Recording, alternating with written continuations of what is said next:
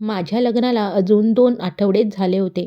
माझे पती त्यांच्या ऑफिसच्या कामानिमित्त 4 दिवसांसाठी शहराबाहेर गेले होते. मध्यरात्रीच्या वेळी मला अचानक खूप तहान लागली. म्हणून मी पाहिले तर जगामध्ये पाणीच नव्हते. मी उठून पाणी घेण्यासाठी किचनमध्ये गेले. तिथून पाणी घेऊन परतत असतानाच मला माझ्या जाऊबाईच्या खोलीतून काहीतरी विचित्र आवाज ऐकू आले. मला खूप आश्चर्य वाटले. कारण माझे जेठजी म्हणजे माझे भाऊजी सुद्धा यावेळी घरात नव्हते. ते माझ्या सासूबाईंच्या एका नातेवाईकांच्या लग्नाला गेले होते. पण जाऊबाईंच्या खोलीतून येणाऱ्या आवाजावरून असे वाटत होते की खोलीत त्यांच्यासोबत नक्कीच कोणीतरी आहे. आधी मला वाटले की कदाचित सासूबाई आज रात्री जाऊबाई एकट्या आहेत म्हणून त्यांच्या खोलीत येऊन झोपल्या असतील. पण जसे आवाज येत होते त्याने माझ्या मनात शंकेची पाल चुकचुकली. त्या खोलीतून चक्क एका पुरुषाचा आवाज येत होता. माझ्याने राहावले नाही आणि उत्सुकतेपोटी मी हळूच त्यांच्या खोलीचा दरवाजा उघडण्याचा प्रयत्न केला. दरवाजाला आतून कडी लावलेली नव्हती. तो थोडा उघडाच होता. मी हळूच दरवाजा बाजूला केला आणि समोरचे जे दृश्य पाहिले ते पाहून माझ्या पायाखालची जमीनच सरकली. माझ्या हातातील पाण्याचा जग खाली पडता पडता वाचला. मी जशी तशी स्वतःला सावरले आणि पळत सुटत थेट माझ्या खोली गाठली. आतून पटकन कडी लावून घेतली. माझा श्वास खूप वेगाने चालला होता. मी तशीच बेडवर येऊन बसले. भीतीमुळे मला आता आधीपेक्षाही जास्त तहान लागली होती. मी ग्लासमध्ये पाणी न ओतता थेट जगातलेच पाणी घटाघटा प्यायला सुरुवात केली. मी इतकी घाबरलेली होती की बरेचसे पाणी माझ्या कपड्यावरच सांडले. माझ्या डोळ्यांवर माझा विश्वासच बसत नव्हता की मी आज काय पाहिले होते. माझी जाऊबाई असे काही करू शकते. मी पाहिले की तिथे माझे सासरे आणि माझे दीर दोघेही एकाच वेळी जाऊबाईंसोबत होते. नक्की या घरात काय चालले होते? जाऊबाई आपल्या पतीची फसवणूक करत होत्या. पण फक्त तीच नाही तर जेठजींच्या पाठीमागे त्यांचे स्वतःचे सख्खे वडील आणि सख्या लहान भाऊसुद्धा तिच्यासोबत या कृत्यात सामील होते. माझे पतीही यावेळी माझ्यासोबत नव्हते. मला काहीच सुचत नव्हते की मी कोणाला काय सांगावे.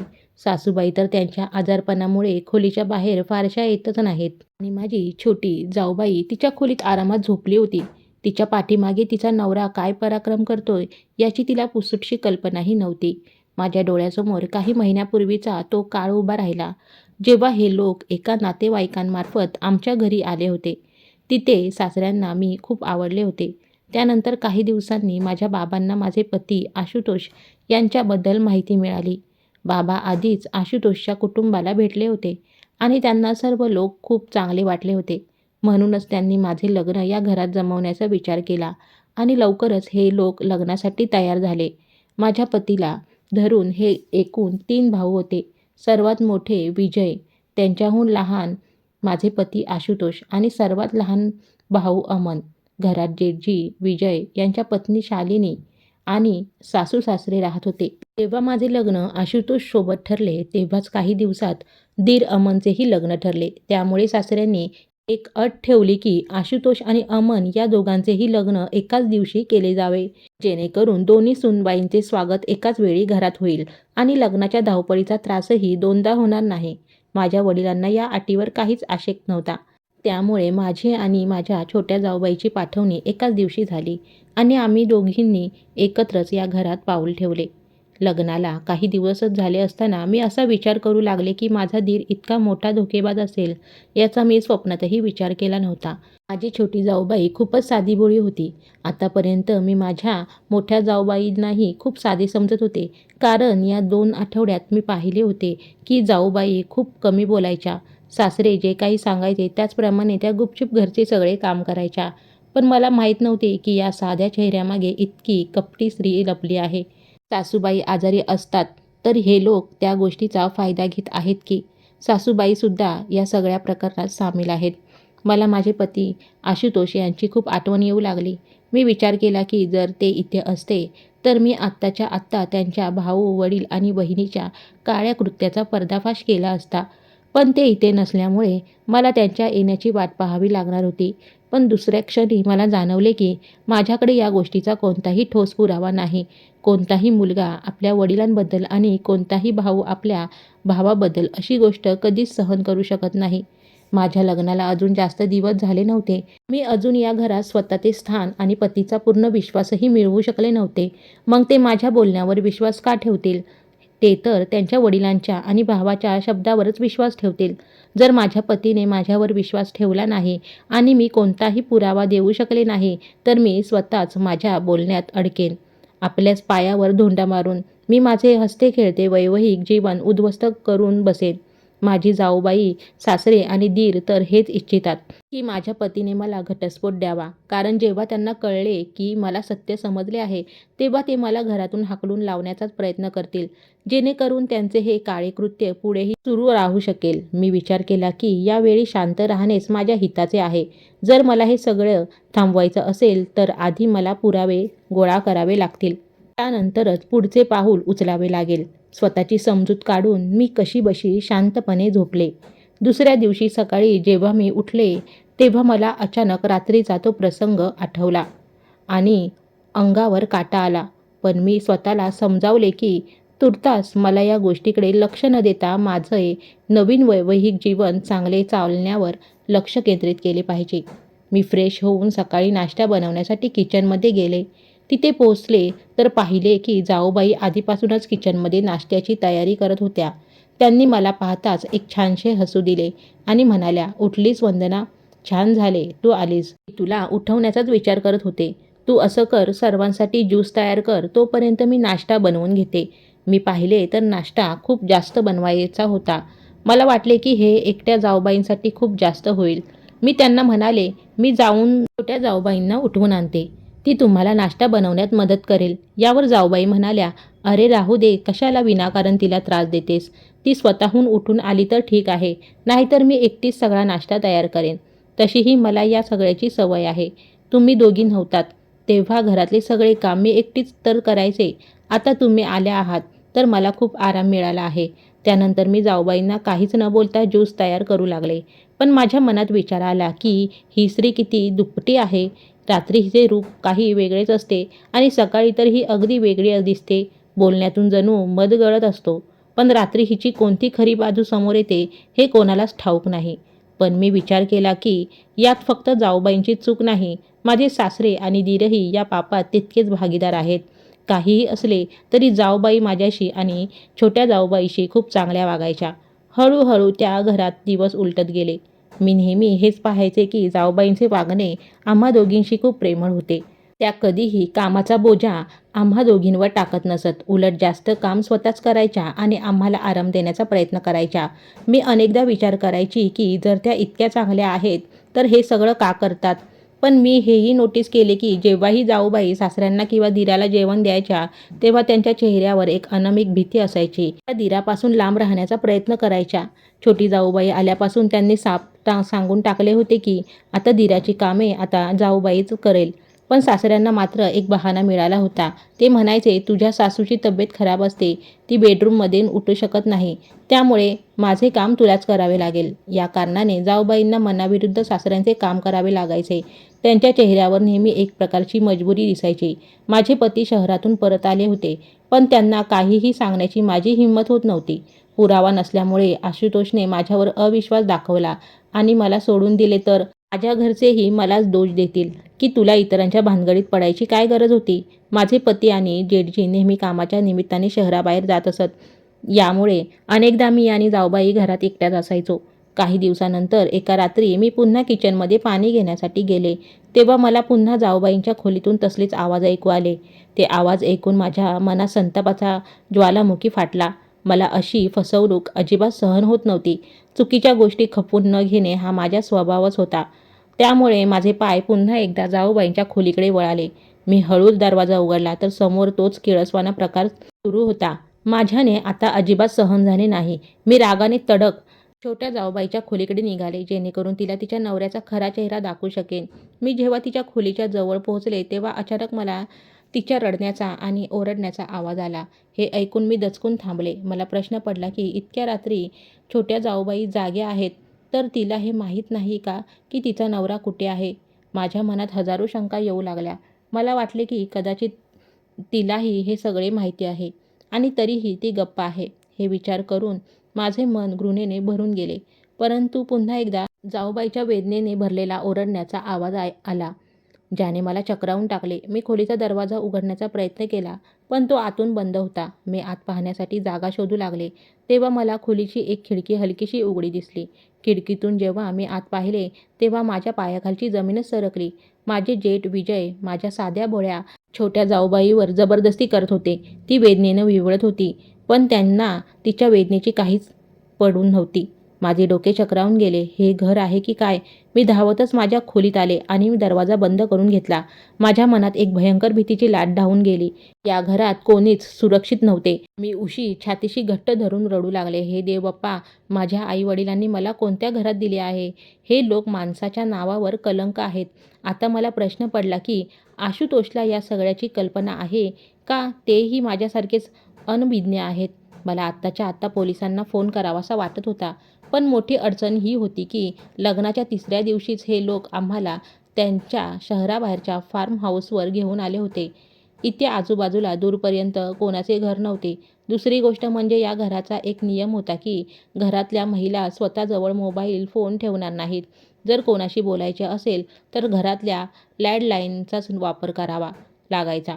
पण त्या लँडलाईनला नेटवर्कची इतकी समस्या असायची की फोन सहसा लागायचाच नाही. जाऊबाईंचे मला माहीत नव्हते, पण माझी छोटी जाऊबाई हे सगळं अत्यंत मजबुरीने आणि त्रासाने सहन करत होती. हे मी माझ्या डोळ्यांनी पाहिले होते. मी गुपचूप खोलीबाहेर आले आणि लँडलाईनवरून घरच्यांना फोन करण्याचा प्रयत्न करू लागले. पण 15 मिनिटे प्रयत्न करूनही फोन लागला नाही. मी हताश होऊन खोलीत परतले. आता मला फक्त आशुतोषच्या येण्याची प्रतीक्षा होती. सकाळी जेव्हा मी किचनमध्ये गेले तेव्हा सगळे काही नेहमीसारखेच शांत वाटत होते. रात्री इतका मोठा प्रकार घडूनही प्रत्येकाचा चेहरा अगदी नॉर्मल होता. फक्त छोटी जाऊबाई कुठे दिसत नव्हती. मी तिच्यासाठी नाश्त्याची प्लेट घेतली आणि तिच्या खोलीत गेले.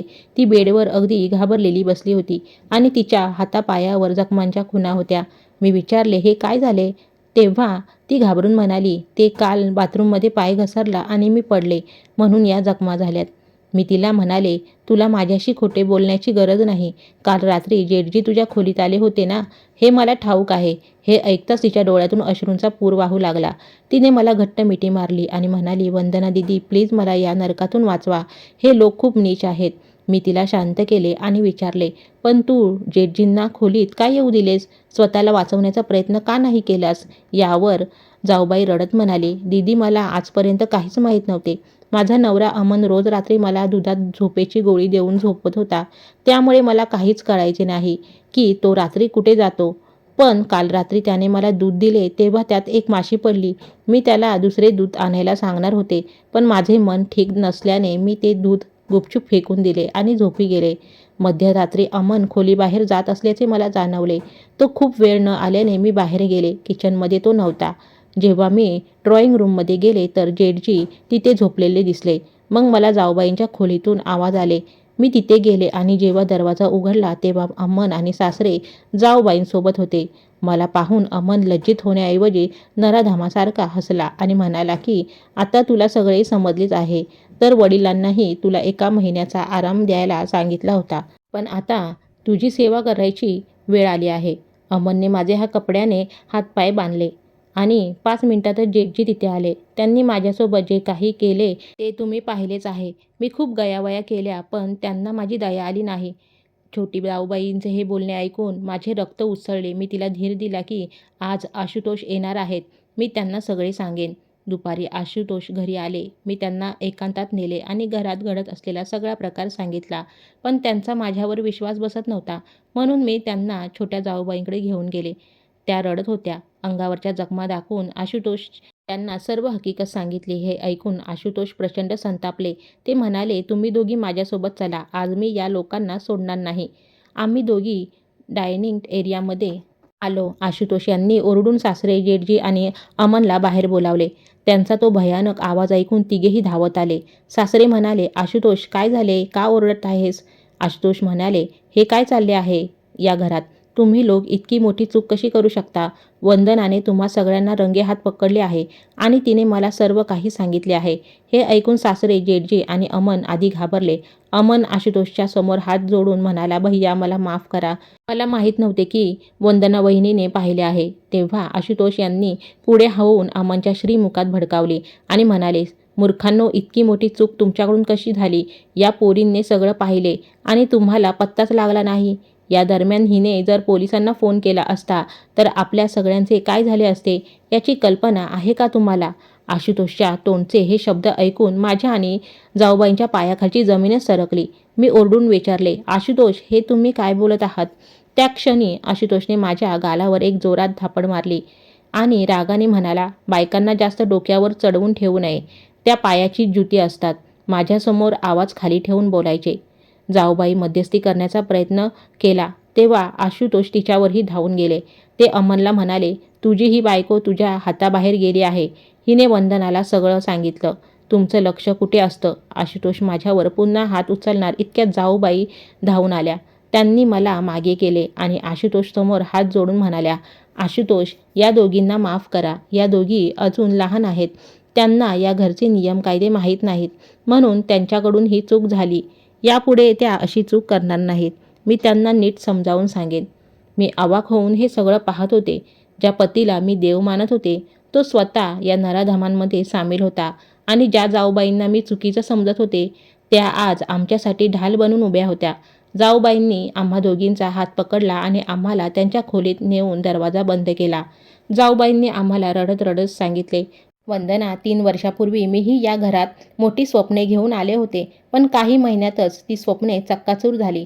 सुरुवातीला मी खूप विरोध केला, पण माझ्यावर इतके अत्याचार झाले की ते सहन करणे अशक्य झाले. माझे आई वडील लहानपणीच वारले होते. भाऊ बहिणीने कसेबसे माझे लग्न या घरात लावून दिले आणि हात झटकले. त्यामुळे मला साथ देणारे या जगात कोणीच नव्हते. मी विचारले, पण सासूबाई यात सामील आहेत का? जाऊबाई म्हणाल्या, सासूबाई सुरुवातीला आजारी असायच्या. जेव्हा त्यांनी माझा छळ होताना पाहून विरोध केला तेव्हा सासऱ्यांनी त्यांना अशा काही औषधांचे डोस देणे सुरू केले की त्यांचे शरीर दिवसेंदिवस लाचार होत गेले. त्यांच्यावर झालेल्या अत्याचारामुळे त्या सदम्यामध्ये गेल्या आणि त्यांनी खामोश राहणे पसंत केले. या नराधमांनी त्यांना जिवंत लाश बनवून टाकले. आम्ही बोलतच होतो की आशुतोषने दरवाजावर जोरात थापा मारल्या आणि जेवण बनवायला सांगितले. आम्ही नाईलाजाने किचनमध्ये गेलो. रात्री जेवणाच्या टेबलावर जेव्हा मी जेवण वाढू लागले तेव्हा सासरे आणि जेठजींनी माझ्याशी गैरवर्तन करण्याचा प्रयत्न केला. मी त्यांना प्रतिकार केला आणि त्यांच्यावर हात उचलला. हे पाहून आशुतोष माझ्यावर धावून आला आणि म्हणाला, जर जास्त नखरे केलेस तर अशी शिक्षा देईन की आयुष्यभर लक्षात ठेवशील. मी घाबरले नाही आणि त्यांच्यावर ओरडले. तेव्हा आशुतोष आणि जेठजींना आम्हा तिघींना मारहाण केली आणि घराच्या छतावर नेऊन बंद करून टाकले.